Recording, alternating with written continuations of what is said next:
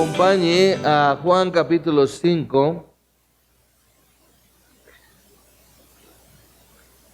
Y nosotros de la última vez que estuvimos hablando acerca de nuestro estudio en Juan, terminamos ahí en el versículo 16, donde fue el centro de todo lo que estábamos mencionando. Usted recordará que estuvimos hablando. A causa de esto, dice el versículo 16, los judíos perseguían a Jesús porque hacía estas cosas en el día de reposo.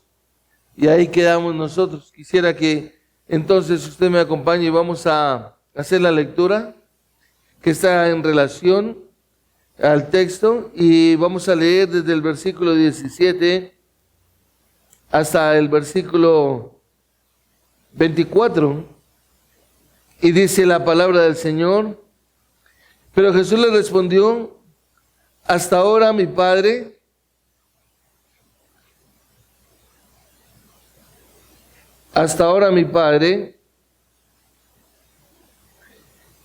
trabaja, y yo también trabajo. Entonces, por esta causa, los judíos aún más procuraban matar a Jesús, porque no solo violaba el día de reposo, sino también llamaba a Dios su Padre, llamaba a Dios su propio Padre, haciéndose igual a Dios. Por eso Jesús les decía: en verdad les digo que el Hijo no puede hacer nada por su cuenta, sino lo que ve hacer al Padre, porque todo el que hace lo que hace el Padre, eso también hace el Hijo de igual manera. Pues el Padre ama al Hijo y le muestra todo lo que Él mismo hace, y obras mayores que ésta les mostrará, para que ustedes se queden asombrados. Porque así como el Padre levanta a los muertos y les da vida, así mismo el Hijo también da vida a los que Él quiere. Porque ni aun el Padre juzga a nadie, sino que todo juicio se lo ha confiado al Hijo, para que todos honren al Hijo, así como honran al Padre. El que no honra al Hijo, no honra al Padre que lo envió. En verdad les digo, el que oye mi palabra y cree al que me envió, tiene vida eterna, y no viene a condenación, sino que ha pasado de muerte a vida. Hasta ahí la porción de la Escritura. Cuando nosotros miramos esta porción de la Escritura, permítame a modo de introducción recordarle que desde el versículo 17 que vamos a estar trabajando hoy, hasta el versículo 47 es una sola unidad. Pero como es tan extensa, pero no solamente extensa, sino profunda, realmente nos va a tomar varias sesiones poder dividir esta unidad, porque tiene mucha profundidad. Y realmente, como se lo acabo de mencionar, esta es una sesión que es un solo discurso, uno solo. Y entonces es necesario poderlo uno tener ahí presente y mirar. Toda esta sesión proviene de la boca de nuestro Señor Jesucristo. Es decir, son palabras de nuestro Señor Jesucristo. Él se dirige a los líderes judíos de Israel, a quienes el apóstol Juan, como autor de la carta, les llama judíos. Entonces, siempre que se refiere a los judíos, está hablando de los líderes judíos, y quienes querían ver a nuestro Señor Jesucristo muerto. Y tenemos que partir ahí de esa premisa, y es que ellos querían ver a Jesús muerto. Era algo que ya estaba en el corazón de ellos realmente. Y ellos lo consideraban un blasfemo, realmente consideraban a nuestro Señor Jesucristo de la peor calaña. Estaban convencidos que Él representaba una amenaza para la religión judía, para la posición religiosa que ellos tenían, donde ellos se sentían seguros y realmente donde ellos habían establecido un poder, y lo ven realmente como alguien que desprecia la sabiduría convencional, los deshonraba a ellos y los amenazaba en la santidad de un sistema religioso. Es decir, como cuando uno dice: llegó alguien que va a sacar a la luz todo lo que realmente era. Entonces es una situación bastante difícil, incómoda realmente para estos hombres, y por eso el versículo 16, recordemos que nos ha marcado esta pauta importantísima, y es que desde ese momento ellos se propusieron en su corazón matar a Jesús. ¿Por qué? Porque el Señor Jesucristo ya había realmente atacado, digámoslo así, el templo con tal pasión que hizo que fueran evacuados todos los vendedores, todos los cambistas, todo lo que usted ha leído en esta porción de la Escritura, que Juan nos deja ver que realmente el Señor solo en su pleno apogeo de la época de la Pascua llegó y sacó y limpió todo el templo.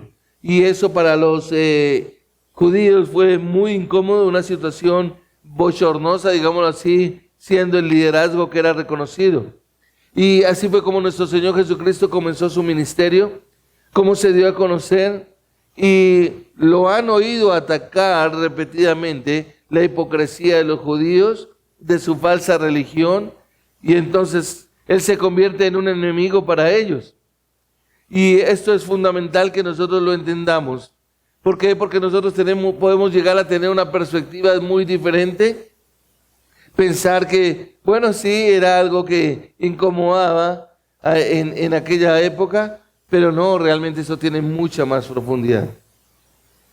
Y estos hombres lo que han visto es cómo Él mostraba realmente cada vez más y más desde sus tradiciones no bíblicas, la que estos judíos tenían, en sus adicciones con las que habían intentado embellecer la Escritura, es decir, agregándole cosas a la Escritura.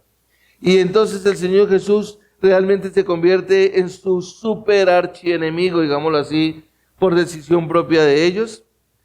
Y observen que al llegar al versículo 17, que es lo que les he mencionado hasta el 47, Jesús les habla directamente a estos líderes, se dirige a ellos de frente, como dicen, sin censura, mostrándoles realmente lo que ellos eran. Y el propósito realmente de esta sección es declararles que Él es el Hijo de Dios, que Él es el Mesías y más aún que Él es Dios. Y quiero que le prestemos atención realmente, por eso he llamado el título de la enseñanza la declaración más grande hecha por Jesús.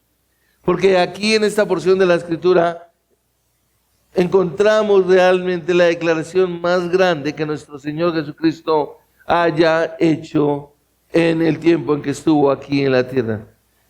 Como se los mencioné, el propósito es declararles que Él es el Hijo de Dios, que Él es el Mesías y más aún que Él es Dios. Ahora, si paramos por un momento ahí, la pregunta para nosotros como iglesia es: ¿de qué estoy convencido yo que vengo a esta iglesia a hablar de Jesús? ¿A que me hablen de Jesús? ¿Quién es Jesús para mí? Esa sería la pregunta que nos haríamos nosotros hoy. ¿Será que nos parecemos un poco a los judíos? ¿Será que nos parecemos a esos hombres religiosos?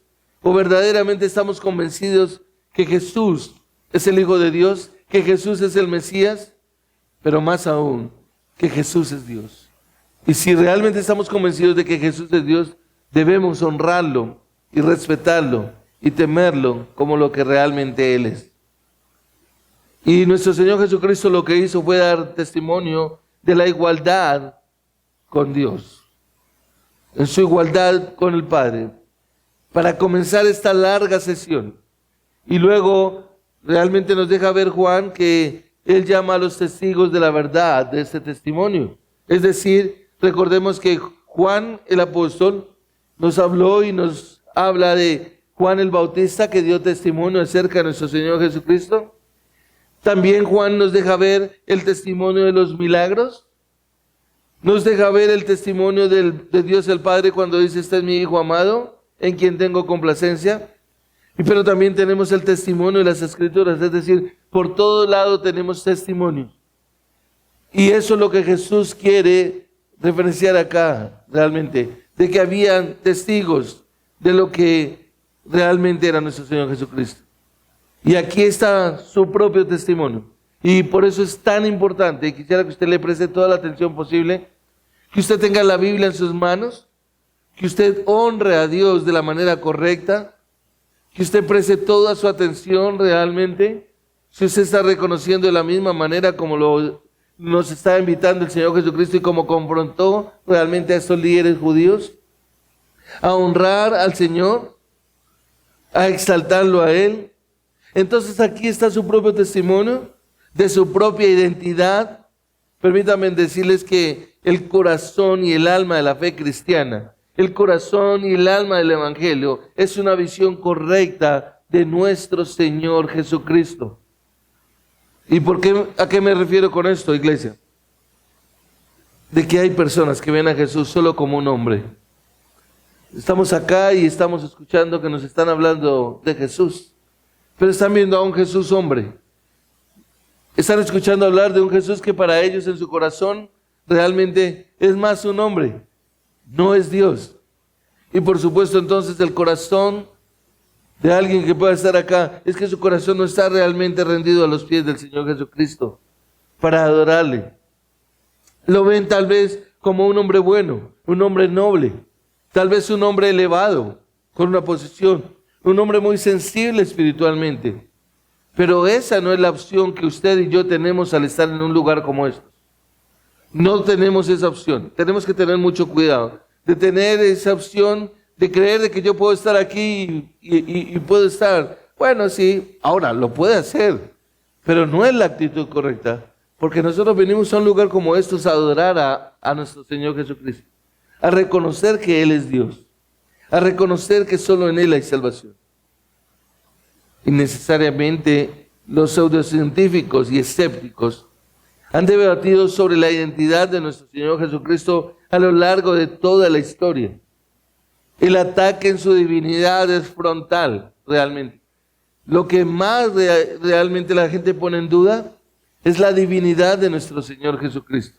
Si saliésemos a la calle y le preguntamos a la gente, ¿usted cree en Jesús? La gente, la mayoría va a decir todos que sí, que claro que conocen a Jesús, que Jesús es el Hijo de Dios. Pero si realmente entendieran su divinidad, entonces estarían en un lugar como este, adorando y postrándose a los pies de nuestro Señor Jesucristo. El hecho de que Él es Dios, plenamente nos deja ver que ese fue el choque más grande para los líderes de Israel. El pensar realmente, el llegar a entender de que Dios se había hecho hombre, que había encarnado. Y aquí, en su propio país, en Israel, el Señor Jesucristo llega ahí a las fiestas y realmente los líderes, como bien lo conocemos, lo atacaron, lo rechazaron. ¿Y por qué lo atacaron? Por afirmar ser igual al Padre, es decir, en su divinidad, en su deidad. Lo consideraron una auténtica blasfemia. ¿Cómo que vienes a decir que eres el Hijo de Dios? ¿Cómo que te igualas con Dios? Y hay algo bien interesante que me ha llamado a mí la atención. Cuando el Señor Jesucristo estuvo aquí en la tierra, como bien nos dice el texto acá en el versículo 16, a causa de esto los judíos perseguían a Jesús porque hacía estas cosas en el día de reposo. Y se propusieron realmente matarlo, pero Jesús les respondió, hasta ahora mi Padre trabaja y yo también trabajo. Entonces por esta causa los judíos aún más procuraban matar a Jesús, porque no solo violaba el día de reposo, sino que también llamaba a Dios su propio Padre, haciéndose igual a Dios. Y aquí hay algo bien interesante. Ellos terminaron llevando a nuestro Señor Jesucristo hasta la cruz, matándolo, colgándolo en la cruz. Pero me parece interesante que aún después de que nuestro Señor Jesucristo murió a manos de los romanos, crucificado por los judíos que lo pidieron, después los hombres que siguieron proclamando a nuestro Señor Jesucristo fueron perseguidos. Y si usted tiene tiempo después, vaya al libro de los Hechos y vaya y tome desde el capítulo 20 hasta el 28 y mire la vida de Pablo. Léalo con calma, con tranquilidad y se dará cuenta cómo este hombre sufrió por declarar y proclamar que Jesucristo era el Dios, el Salvador del mundo, que había venido, que se le había aparecido. Realmente es sorprendente encontrar en el relato de Lucas cómo realmente la gente veía a el mismo rey Agripa que le dice, por poco y me persuades. Mejor dicho, si sigues hablándome acá, terminaría creyendo en lo que tú crees. Es impresionante. Esos ataques realmente todavía continúan, hoy en día continúan. Hoy la gente pone en duda.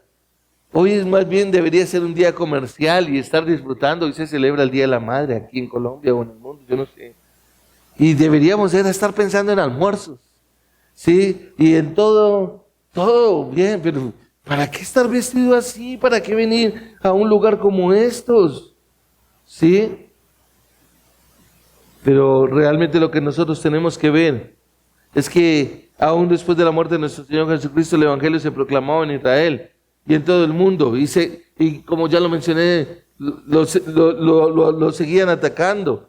Siguen atacando al Señor Jesucristo como un transgresor, como un pecador, como un blasfemo, un hombre que despreciaba la verdadera sabiduría. Lo han tratado de un poderoso engañador que extravió a la gente cuando estaba vivo y que ahora sus discípulos, como los trataron a ellos, extravían a la gente continuamente. A uno como pastor lo ven como aquel que simplemente se está aprovechando de la gente, que les está sacando el dinero a la gente. Pero no más. A través de la historia siempre se ha mantenido un ataque de frente a nuestro Señor Jesucristo y por supuesto a sus seguidores. Y aún, tristemente, dentro del mismo cristianismo, existen unos que ven a Jesús como un humano, pero no lo ven como divino. Y no sé si tú estás viendo a Jesús como un humano simplemente, o verdaderamente le das la honra y la gloria que le corresponde a Él en su divinidad. Y el testimonio del Evangelio de Juan tiene como objetivo realmente disipar todas esas dudas. No lo olvide. Juan 20:31, recuerda lo que dice, y estas cosas se han escrito para que creáis que Jesús es el Cristo, el Hijo de Dios, y para que creyendo tengáis vida eterna. Y esto es lo que nos quiere decir, lo que Juan ha querido decir acá, es que cuando crees eso, tienes vida en su nombre. Si no haces eso, no puedes tener vida eterna. Déjame decirte que perecerás en el infierno por tus pecados. Necesitas evaluarte en eso. Y la pregunta más importante con la que podemos comenzar a estudiar esta porción, que como les he dicho es bastante extensa, y la pregunta es para ti, es ¿quién es Jesucristo? ¿Quién es Jesucristo? Esa es la pregunta con la que realmente podríamos abrir esta porción. Pero también podemos ver que el Espíritu Santo declaró que Él es Dios. En el capítulo 1, como hicimos la lectura en el intermedio de los cánticos. Que también los discípulos declararon que Él es Dios, ahí en el capítulo 1. Que Juan el Bautista declaró que Él es el Cordero de Dios que quita el pecado del mundo. Que Él es el Mesías, el Salvador, como nos lo deja ver al principio el Evangelio de Juan. Su autoridad sobre el templo era una declaración de que Él es divino. Y es lo que nosotros tenemos que siempre estar contemplando ahí. Juan ha cubierto ya toda esta porción hasta aquí, hasta comenzar el capítulo 5 precisamente, llegando a esta porción. Es decir, sus milagros prueban como su omnisciencia, que Él es en su naturaleza, tiene naturaleza divina. Él sabía, Él conocía los pensamientos de los hombres. ¿Recuerdan? Ahí en Juan, en capítulo 3, cuando Nicodemo, los hombres, en el capítulo 1, versículos 23 y 24, ¿recuerdan? Pero Él no se fiaba de ellos, porque conocía sus corazones. Entonces, al comenzar aquí Juan capítulo 5, lo que nos podemos dar cuenta es que Juan registra uno de los milagros más importantes que Jesús realizó. ¿Lo recuerdas? Lo hablamos hace 15 días en nuestra última enseñanza. Y aparentemente esto condujo a la salvación, no condujo a la salvación de este hombre que había estado enfermo por 38 años. No sé si recuerdas, yo me quedé pensando y dije, qué tremendo. Este hombre nunca le pidió a Jesús que lo sanara. Este hombre no estaba buscando a Jesús. Sin embargo, Jesús llegó ahí, se acercó a él, le dijo, ¿quieres ser sano? Y le dijo, ¿cómo crees que va a ser posible si estando ahí en Bethsaida, en la piscina de Bethsaida, Y dice, no, cuando yo me voy a mover, cuando el agua se mueve, entonces yo quiero llegar allá, pero no hay posibilidad. Como bien mencioné, ese era el misticismo de este hombre, que él creía que se podía sanar de esa manera, pero no era que sucediera de esa manera. La Escritura no nos deja ver eso. La Escritura no nos dice que hay ángeles que sanan, nada de eso. Pero él decía que cuando el ángel descendía, ya lo estudiamos realmente. El punto es que este hombre ha estado enfermo por 38 años. El Señor Jesucristo lo sana de forma completa e instantánea. Y él realizó este milagro. El problema es el que fue en un sábado. Según los líderes religiosos, ellos no vieron un hombre que fuera sanado que había estado durante 38 años lisiado, tirado en el piso, sino que estos hombres, en su religiosidad, lo que miraron era que lo había hecho en un día de reposo, en sábado. Y esto es tremendo, porque ese es el propósito por el cual el Señor Jesucristo lo hizo, para desenmascarar la religiosidad y la hipocresía de estos líderes religiosos. Y estos hombres, como ya lo vimos, empiezan a perseguirlo para matarlo, porque ellos preferían su tradición, ¿sí? Habían decidido que no era legal, porque realmente ellos llamaban y decían que era una forma de trabajo, y que la ley decía que no se podía desarrollar esto en días de trabajo. Todo lo habían inventado. Entonces ellos se inventaron y le preguntan, si usted lo recuerda ahí en el capítulo 5, que el Señor Jesucristo le dijo, bueno, toma tu alforja, ¿cómo es que se dice? Colchoneta, y levántala. Y él lo hizo, y entonces le preguntan que ¿quién te dijo? Ah, el hombre que me sanó me dijo que cogiera la colchoneta y me levantara, y me fuera. Y ellos lo tomaban como trabajo. Habían inventado todo eso, lo tomaban como un trabajo, habían cambiado realmente y habían agregado a la palabra de Dios. Ese es el hombre religioso que quiere poner carga a otros según su propia opinión. Pero en esta ocasión nosotros lo que tenemos que ver es que ellos convierten el sábado en el tema central de discusión. Y Él lo usa, nuestro Señor Jesucristo en su infinita sabiduría, lo utiliza como un punto de partida para elevar la conversación de manera cristológica a otro nivel. Se convierte en una conversación sobre quién es Él. El Señor Jesucristo lo que estaba buscando era llevarlos a que ellos lo vieran realmente y supieran quién es Jesús. Y sobre este momento Él hace la declaración más grande y extensa de su divinidad que jamás haya hecho. Lo que vamos a ver aquí es que realmente nuestro Señor Jesucristo hace una gran declaración. Y vamos a analizar precisamente en esta mañana este texto. Y la primera sesión, como ya se los mencioné y la leímos nosotros, abarca los versículos 17 al 24. Pero permítame decirle que eso es tan profundo, pero tan profundo, tan rico, tan extenso, que como ya lo mencioné, nos llevará a dividir esta porción entre el versículo 17 y el 47 en varias sesiones. Y realmente lo que el Señor Jesucristo hace aquí es responder a la pregunta, ¿quién es Jesucristo? Recuerda que estos hombres le preguntan, ¿y quién te sanó? ¿Sí? Observen que en el versículo 10 dice, por eso los judíos decían al que había sido sanado, es día de reposo y no te has permitido cargar tu camilla. Pero él le respondió, el mismo que me sanó me dijo, toma tu camilla y anda. Y le preguntaron, ¿quién es el hombre que te dijo, toma tu camilla y anda? ¿Quién es el hombre?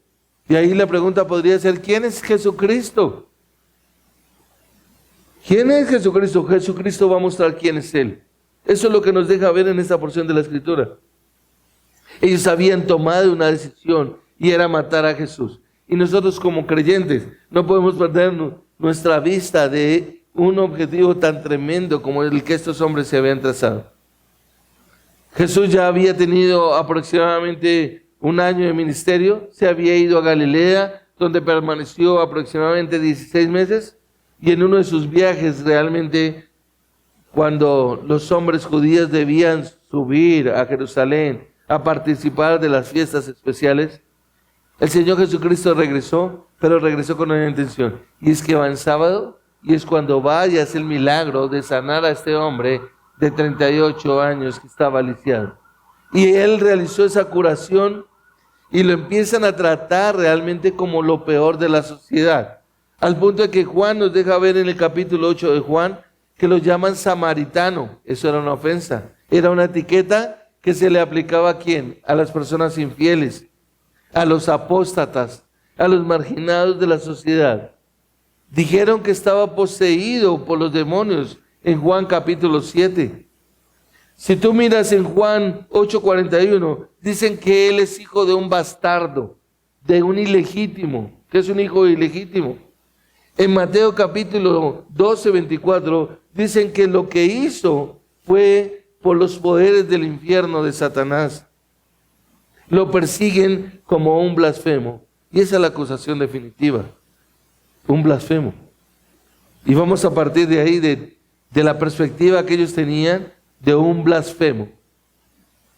Un blasfemo. Eso es lo que precisamente decían de nuestro Señor Jesucristo. Y si tú me prestas atención, ponte a pensar en toda la manera, en todas las formas, como estaban tratando a nuestro Señor Jesucristo. Y ese es el motivo por el cual los cristianos, escúchenlo bien, iglesia, no nos podemos acercar a Jesús como un hombre amable, como alguien, ay, tan lindo. Tenerlo como un ejemplo de vida. No, es que Jesús es ejemplo de vida. Yo me quiero parecer a Jesús porque Él es un ejemplo de vida. No, sino por el contrario, por lo que Él declaró ser. Dios. Él declaró que era el Dios encarnado. Y nosotros estamos ante el Dios encarnado. Él dijo ser Dios. Y es una verdad para nosotros como creyentes. Entonces, si esa es una verdad para nosotros como creyentes, déjenme decirle, iglesia, que nosotros debemos dirigirnos a nuestro Señor Jesucristo como lo que Él es, Dios. Si lo hacemos de manera diferente, entonces déjame decirte que nos estamos pareciendo a los líderes religiosos, tomándolo tal vez como un lunático, como un hombre pecador, como un hombre cualquiera, engañándonos a nosotros mismos de forma insensata. Aquí no hay término medio. O realmente nosotros reconocemos que Jesús es Dios, le rendimos el tributo y la adoración de la cual Él es digno, o por el contrario, estaremos hablando de un hombre común y corriente, que tal vez como similar a los judíos, lo llamaron blasfemo. Pero déjame decirte que si vas a rechazar a Cristo, entonces estás rechazando toda la palabra de Dios. Tienes que rechazarlo todo. Si rechazas la divinidad de Jesucristo, entonces acabas de detonar una bomba prácticamente que hará explotar la Biblia. Ya no sirve para nada. No, ¿yo para qué miro la Biblia? Porque la Biblia habla de Jesucristo y habla de su divinidad. Si Jesús no es Dios, el cristianismo no existiría. Y tú y yo estamos perdiendo el tiempo. Estaríamos como la gente que cree que realmente, pues, lástima que se pierda el domingo allá metidos en un local. ¿Cuánto tiempo metidos allí? Y tal vez pensar como muchos piensan y lo han manifestado, que la Biblia es toda una invención del infierno. Pero por otro lado, por el contrario, cualquier estudio de la palabra de Dios, cualquier estudio diligente y fiel del relato de la vida y las palabras, no debe dejar ninguna duda de que sus afirmaciones son absolutamente verdaderas, son auténticas, son ciertas. Y por eso necesitamos prestarle mucha atención. Lo que hizo con los judíos hostiles, aquí en el capítulo 5, en el capítulo 6, en el capítulo 8 y en muchas otras ocasiones, realmente nos deja ver que Él siempre declaró su divinidad. Él nunca tuvo temor. Y aunque para ellos era un blasfemo, entonces llevó su blasfemia a sus enemigos, a sus amigos e incluso a Dios. Y ahorita vamos a verlo realmente. Es necesario que nosotros, al mirar un texto como estos, entendamos que al estudiar la vida de Jesús, se asumen las prerrogativas que pertenecen solo a Dios. ¿Por qué? Porque él dijo, por ejemplo, que él ejercía el control soberano sobre el destino eterno de las personas. Él dijo que tenía autoridad absoluta sobre la ley divina de Dios. Él dijo que tenía poder sobrenatural para responder a la oración, que tenía autoridad para perdonar los pecados, que tenía control absoluto sobre los ángeles, sobre los santos y sobre los caídos, que tenía poder sobre el reino de Dios, y declaró que tenía derechos de ser honrado, de ser glorificado, de ser alabado, de ser adorado, de ser exaltado, pero también de ser obedecido. Y estas son prerrogativas que pertenecen solo a Dios. Nuestro Señor Jesucristo aceptó sin corrección alguna el título de Hijo de Dios, Hijo de hombre, el título del Mesías, de mesiánico, de rey. Y lo más tremendo es que nuestro Señor Jesucristo tomó el nombre de Dios y se lo aplicó a sí mismo. ¿Cuál? Yo soy. El tetragrama, el yo soy, una y otra vez aceptó y a sí mismo se llamó. Yo soy. Y se refirió a sí mismo como el yo soy, el nombre sagrado de Dios. Ese es el nombre sagrado de Dios. Que si usted conoce a un judío y usted entiende, un judío jamás se atrevería siquiera a pronunciar el nombre sagrado de Dios. ¿Por qué? Por lo mismo, porque era supremamente sagrado. Entonces, todo esto realmente nos deja ver que nuestro Señor Jesucristo tenía naturaleza divina, que Él era Dios. Todas estas líneas de testimonio, todas estas líneas se unen y se convergen en una verdad ineludible. Jesús afirmó ser Dios.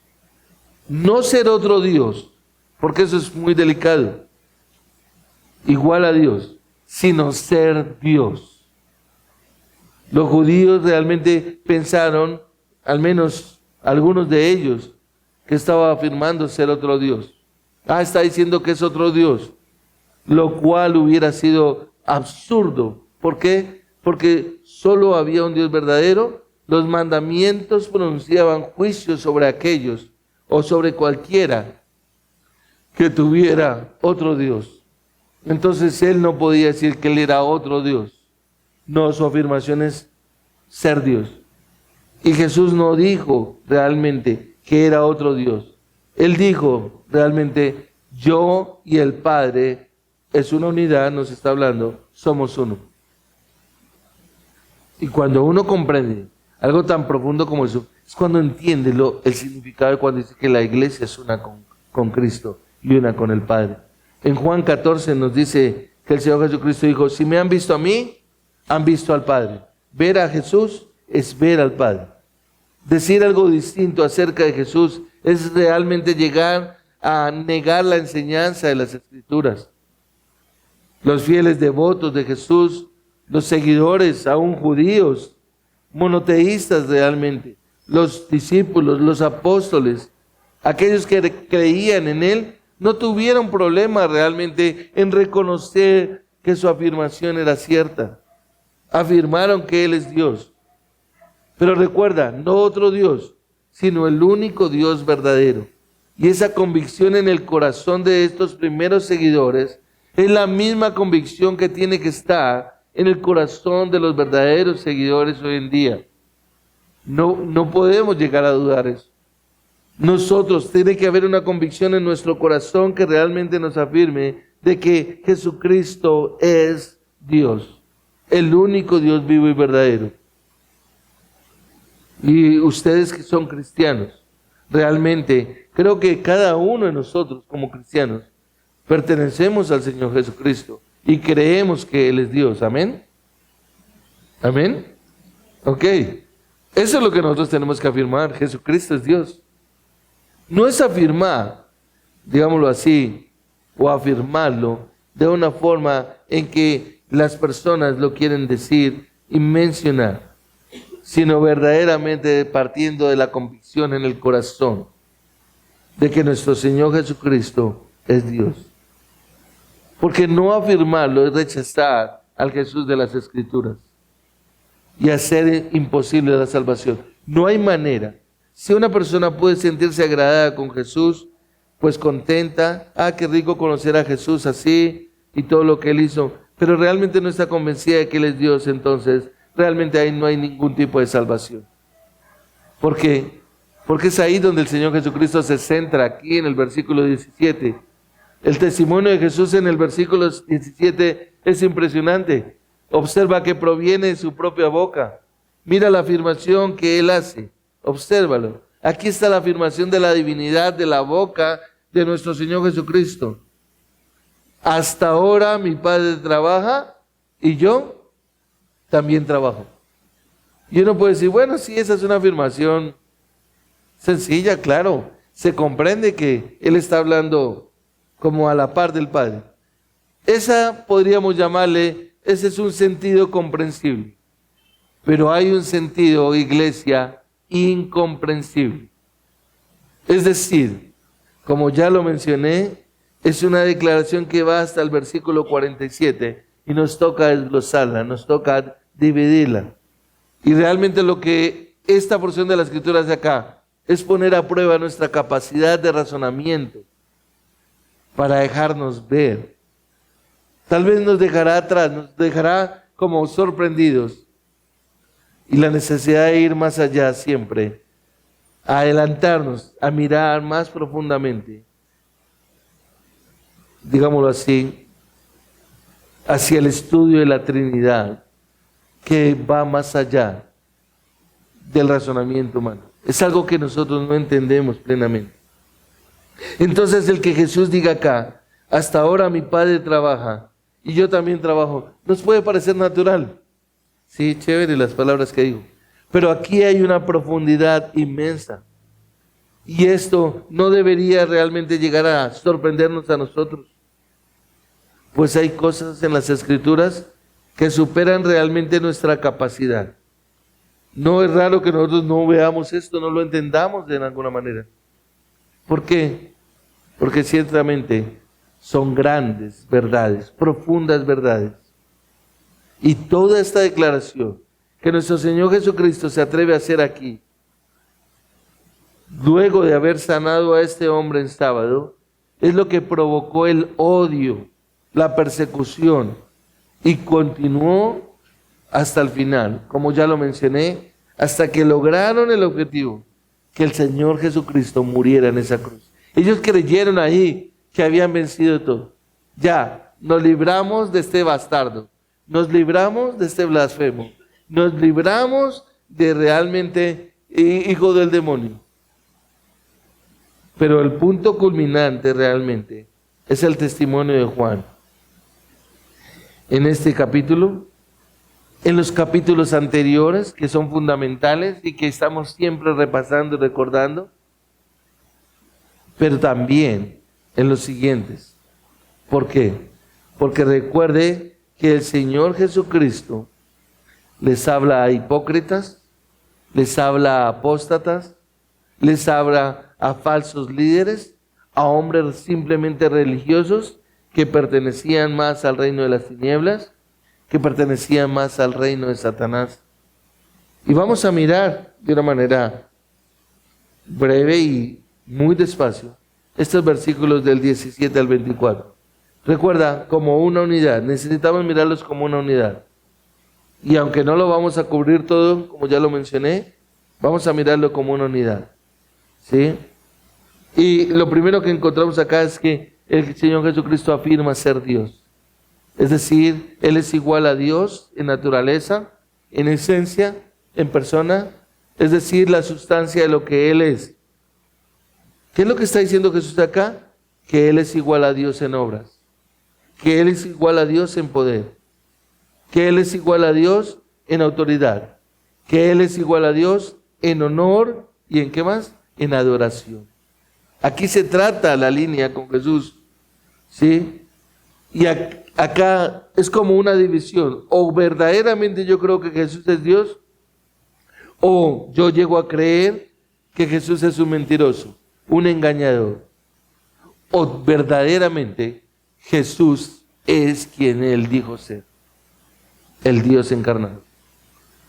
Y por eso recuerda, no puedes perder la perspectiva del propósito de Juan al escribir en Juan 20:31. Y estas cosas se escribieron para que creáis que Jesús es el Cristo, el Hijo de Dios. Se escribieron para que creáis. Esas son las dos opciones, no hay otras. O crees y verdaderamente te convences de que es el Hijo de Dios y de que Él es Dios, o realmente, como mucha gente cree y nos mira a nosotros, los cristianos, y nos dicen, pobrecitos, los engañaron. Y acá entonces, lo primero que encontramos es esa afirmación. Afirma ser igual a Dios en naturaleza y en esencia. Él dice ser Dios. ¿Sí? Mira, observa. Hasta ahora mi Padre trabaja y yo también. Trabajo. Y uno dice, ¿y dónde está eso de la esencia? Es que se está igualando con Dios. Se está poniendo al mismo nivel de Dios. Está diciendo que Él y el Padre son uno solo. Para que nosotros comprendamos un poquito más este entorno, déjame decirte cómo pensaban los judíos. Escucha esto. Si a un judío le preguntaban y decían conocer de Dios, entonces, si a un judío le preguntaran, ¿cumple Dios la ley? Entonces, la respuesta de los judíos es que ellos dirían, claro que sí, por supuesto, Dios cumple la ley. Pero aquí tienen un problema, porque entonces la pregunta es, ¿o sea que Dios guarda el sábado? Acuérdate que estamos mirando el pensamiento de un judío. Entonces, ¿Dios guarda el sábado? ¿Descansa Dios en sábado?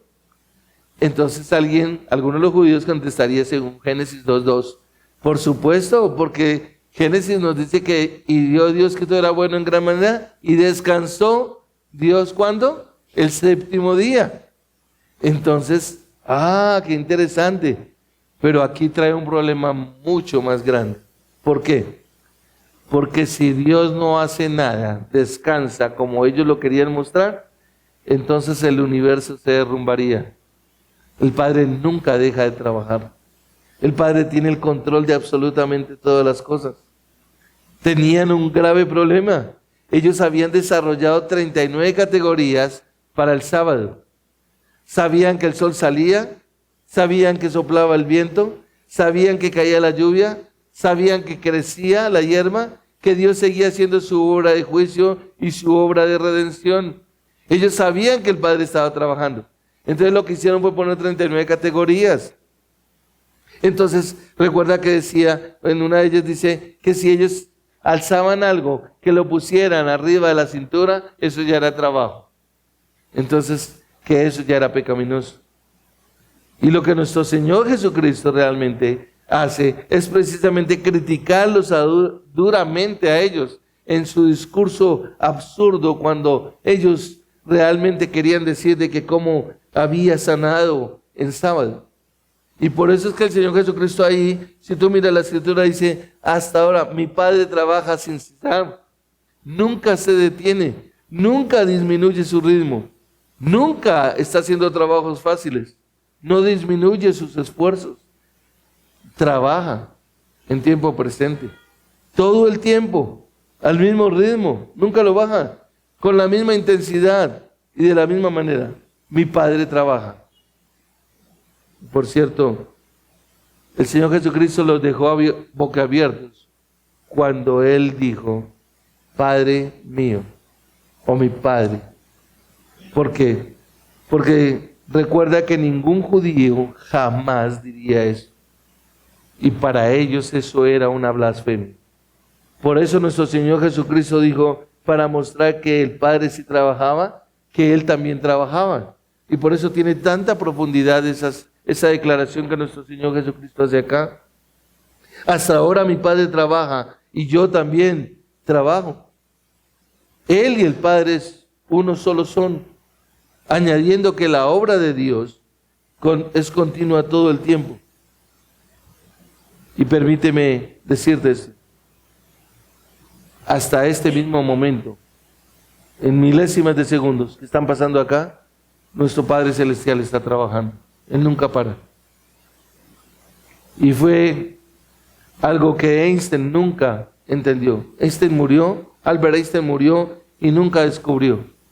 Sabía, voy a abrir comillas, sabía que un componente de energía en algún lugar en el centro del átomo que mantenía un movimiento, todo el universo, pero nunca pudo identificar qué era. Nunca, siendo un judío, Albert Einstein, nunca identificó eso. Y es lo que nosotros entonces tenemos que ver, la manera como nuestro Padre siempre está trabajando. Déjenme decirles, que es Dios y solo Dios quien dirige y sostiene todo el universo. Y que si Dios parara, el universo se acabaría. Él nunca descansa de sostener, de mantener el mundo en lo físico. Nunca descansa en mantenerlo. Él nunca descansa de su reinado. Nunca descansa de su bendición, de su amor, de su misericordia, de su gracia. A todo momento está extendiéndola. Isaías, el profeta Isaías, en el capítulo 40, versículo 28, él declaró lo siguiente, él dijo, él tampoco se cansa jamás, ni se fatiga jamás. Él no obtiene su energía de ninguna otra fuente como usted y yo necesitamos tomar energía. Nosotros necesitamos comer, nosotros necesitamos dormir para tomar energía, porque llega un momento donde se descarga completamente.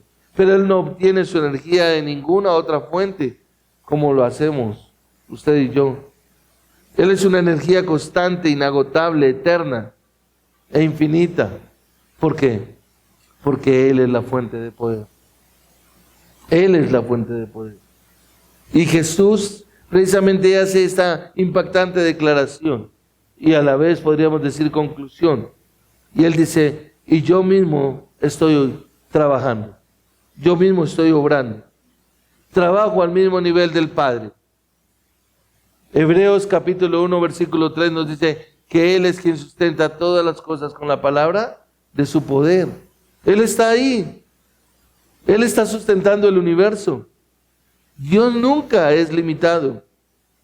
Jesús le está hablando a estos hombres y al mismo tiempo tiene el poder para sostener el universo. Y qué interesante, imagínate al Señor Jesucristo discutiendo con estos hombres y a la vez ser quien está sosteniendo todo el universo.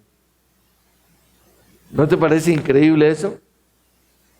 Y lo que quiere decir es que el sábado no tiene ninguna aplicación para la obra divina de Jesús. Eso es lo que está queriendo decir.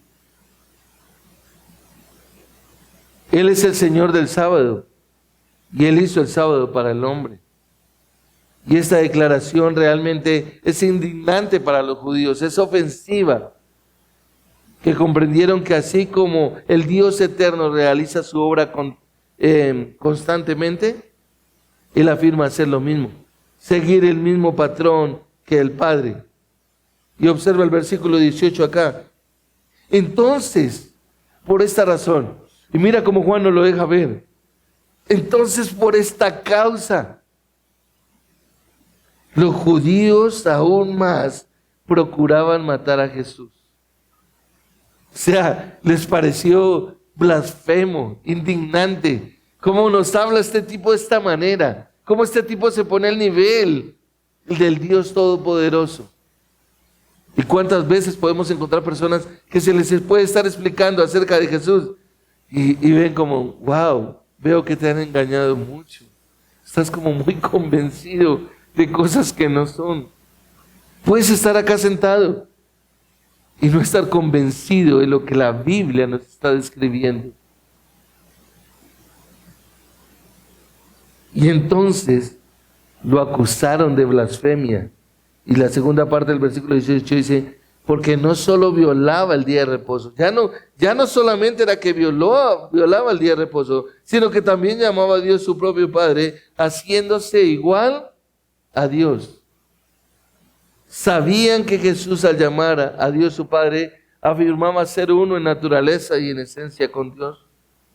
Se hacía igual al Dios al decir a Dios, perdón, al decir que Dios y él funcionaban de una misma manera y buscaban con más rabia matarlo. Acompáñame ahí, por favor, ahí en Juan capítulo 7, versículo 1, mira lo que dice el texto. Juan 7:1 dice, después de esto, Jesús andaba por Galilea, pues no deseaba andar por Judea, porque los judíos lo querían matar. Versículo 19 del mismo capítulo. ¿No les dio Moisés la ley y sin embargo ninguno de ustedes la cumple? ¿Por qué me quieren matar? Versículo 25 de ese mismo capítulo. Entonces algunos de Jerusalén decían, ¿no es este al que procuran matar? Capítulo 8, versículo 37, observa lo que dice. Sé que ustedes son descendientes de Abraham y sin embargo me quieren matar porque mi palabra no tiene aceptación en ustedes.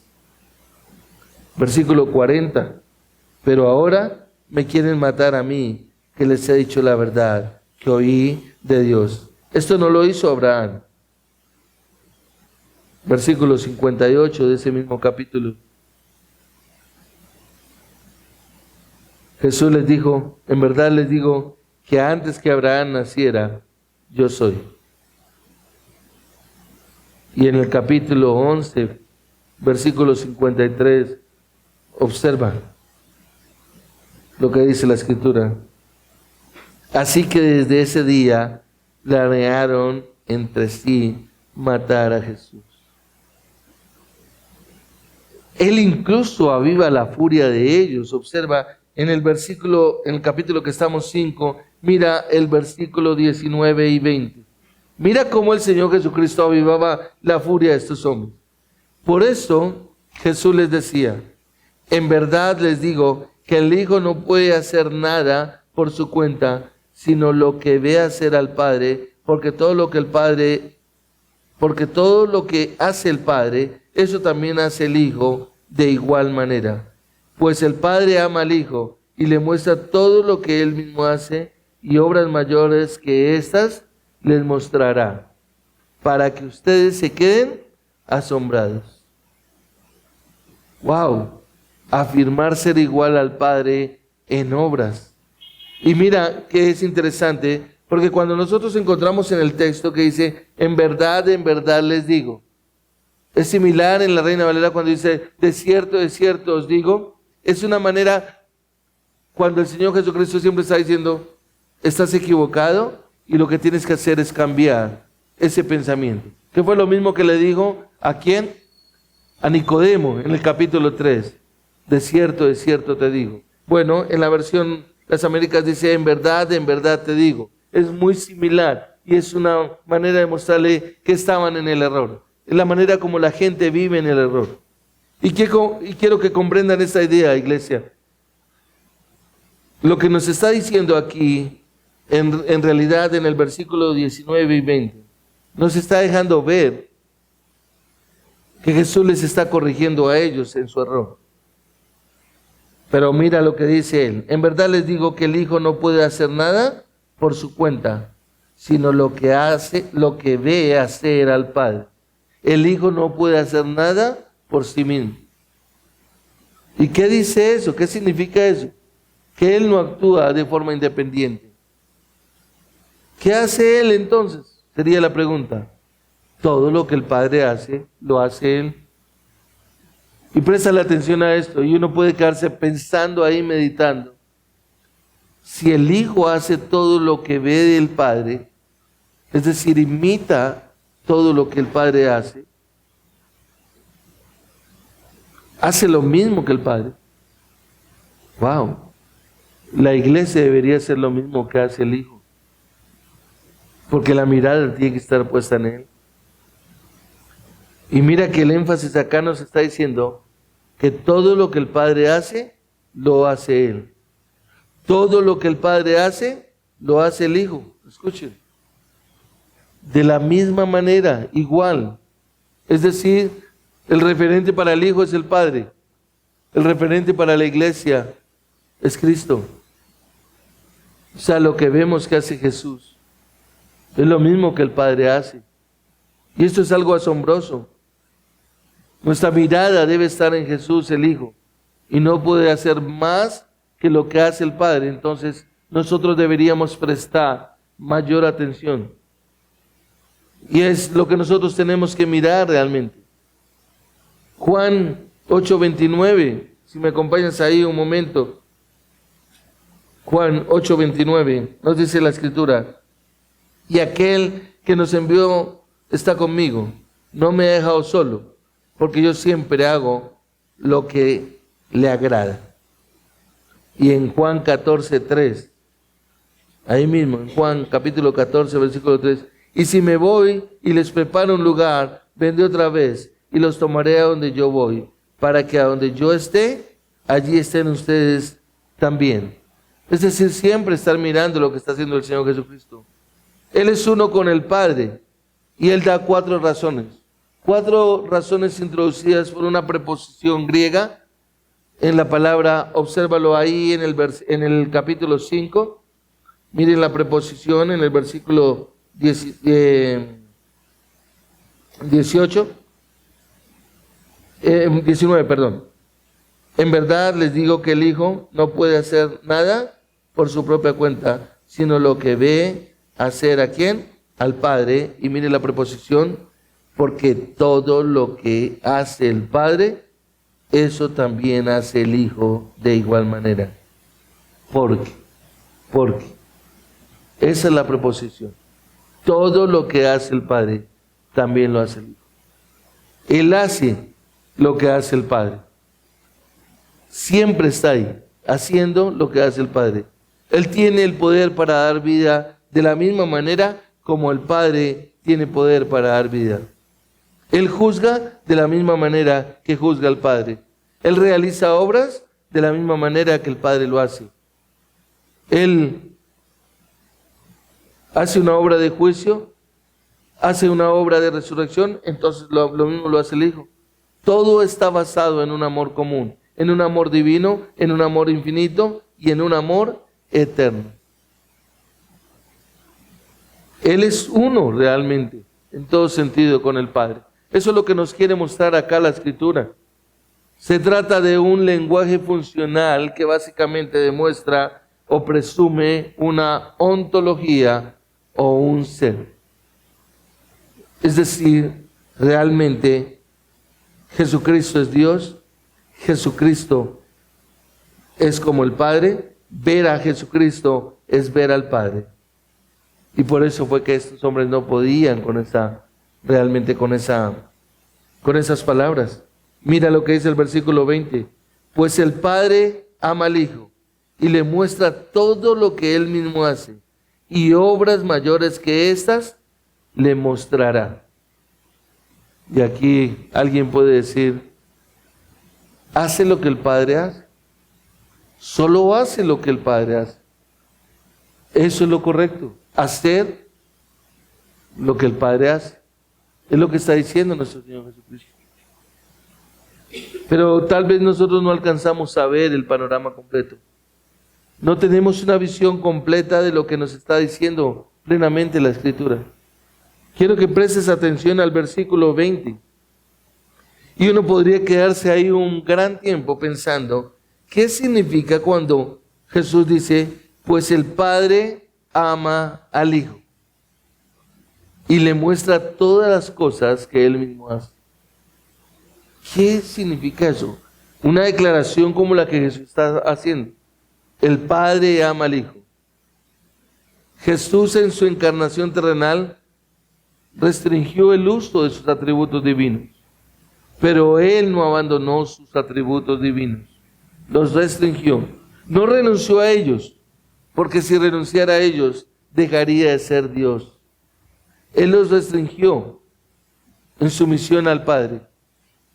Es decir, ustedes recordarán que los discípulos le preguntan, Señor, ¿cuándo sucederá todo esto? Y Él dice, no lo sé, solo el Padre lo sabe. Eso fue en ese momento. Pero en este momento el Señor Jesucristo ya conoce todo. Él está a la diestra del Padre y Él sabe cuándo va a regresar, por ejemplo. Porque el Padre le ha mostrado todo. Observen qué Él está diciendo. Todo lo que Él mismo hace. Pues el Padre ama al Hijo y le muestra todo lo que Él mismo hace. Es decir, no hay secretos. El Padre ama al Hijo con amor tan perfecto, consumado, eterno, infinito, que no se guarda nada. Él le entrega todos los tesoros de la verdad divina en amor o por amor.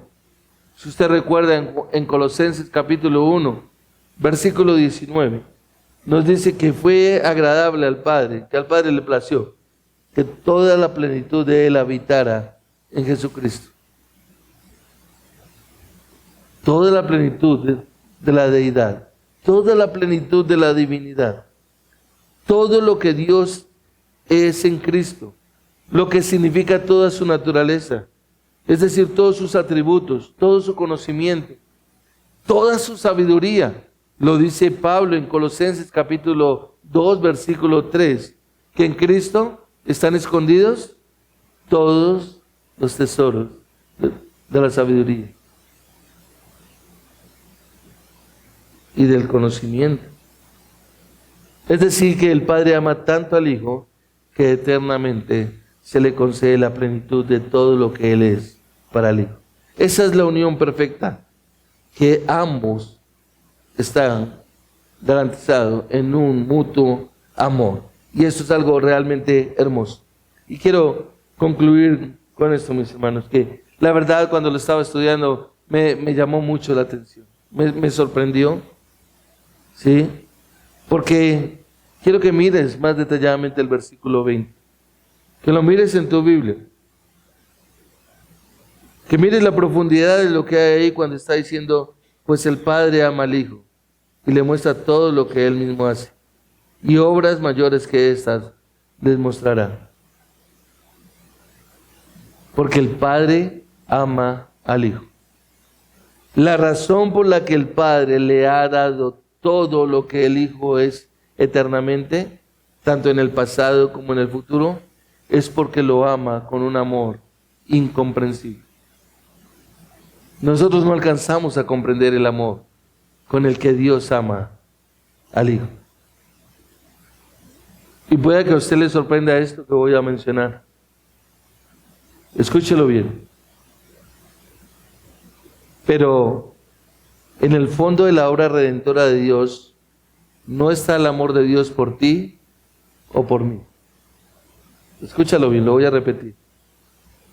En el fondo de la obra redentora de Dios no está el amor de Dios por ti ni por mí. No es el amor de Dios por el mundo. No es el amor de Dios por los pecadores. En el corazón de la redención está el amor de Dios.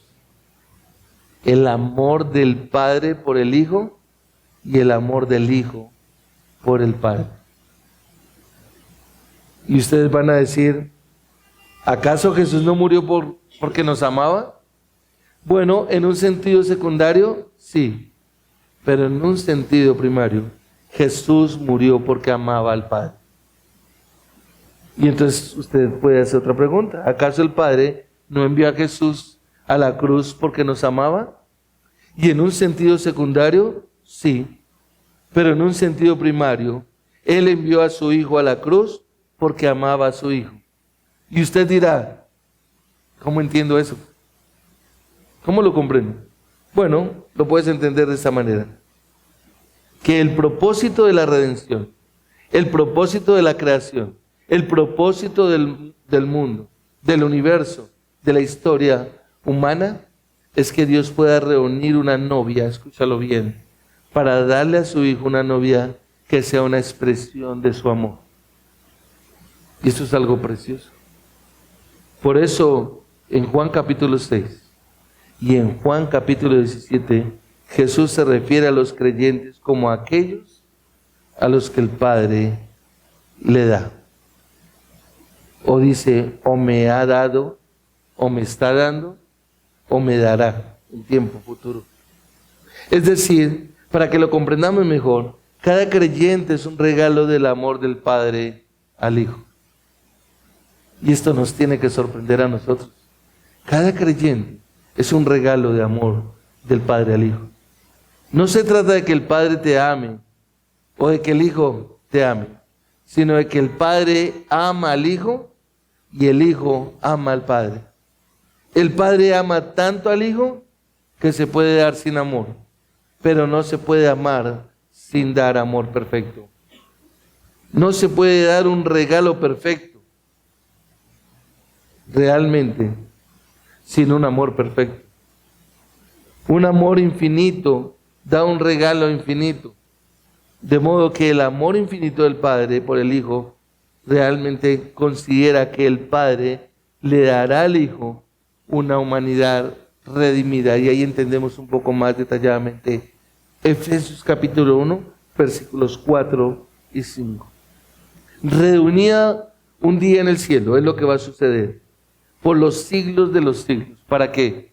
Para alabar al Señor, para adorar a nuestro Dios, para servir, para glorificar y para exaltar a su Hijo Jesucristo.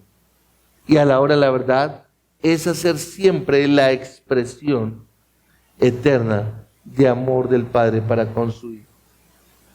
Y esto es lo que nosotros realmente aprendemos en 1 Corintios, que cuando todos estemos reunidos, incluyéndonos nosotros, es decir, todos los creyentes, todos allá en el cielo, el Padre le dé al Hijo el don, las bodas del Cordero, esa novia que le preparó, pero el Hijo después le volverá o le devolverá más bien al Padre para que Él reciba también de la misma manera la adoración.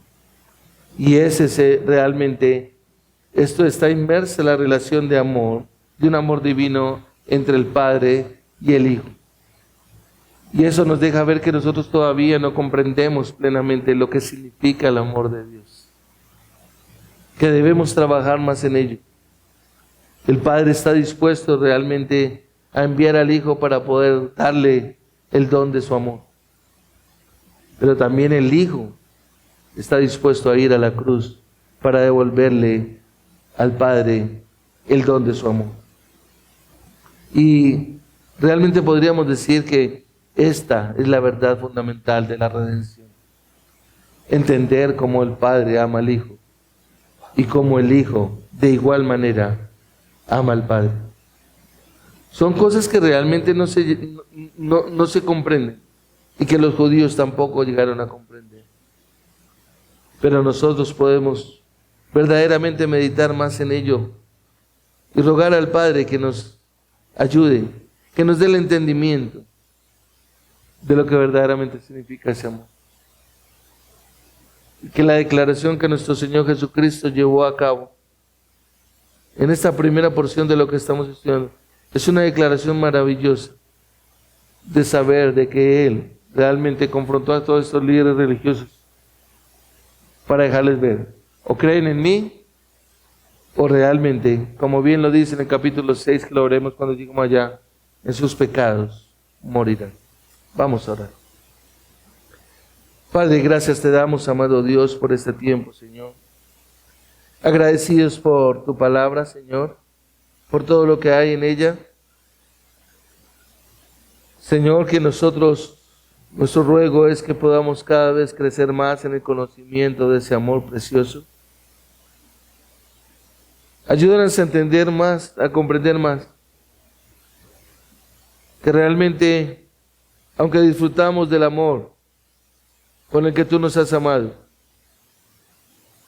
en su parte primaria realmente era más tu Hijo, de lo que tú amas a tu Hijo y le entregas a tu Hijo, y de igual manera, de lo que tu Hijo te ama a ti y te presenta todo lo que tú le has dado, Señor. Señor Dios Todopoderoso, que nuestras vidas podamos entender, Señor, y comprender que como iglesia, que como cuerpo, que como creyentes, Señor, podamos vivir verdaderamente maravillados de ver toda la perfección que hay en ti y por supuesto en Jesucristo. Honramos tu nombre y te damos la gloria en Cristo Jesús. Amén.